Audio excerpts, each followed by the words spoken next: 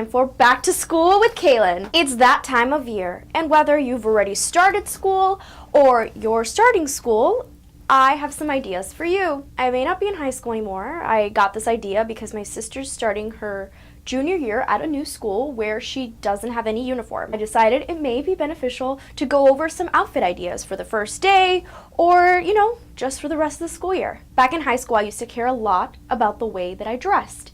I actually got best dressed, and I really valued, putting together outfits. I used to put them together the night before. I'm not saying that that's what everybody should do, but if it makes you feel better, it made me feel better and made me feel more focused and confident.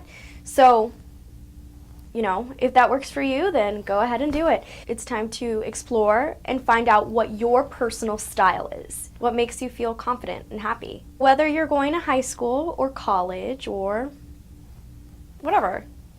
These are just some ideas that may work for you. I put together some 5 categories, 5 outfits that, may be interested in. Girly gal, laid back lady, classic chick, 90s babe, and Western lassie. Hope you enjoy it, guys. And I hope you have a great school year. You're ready to rock it, and you're gonna be feeling great with these ideas. You're gonna be feeling confident and stylish and happy. So good luck, guys.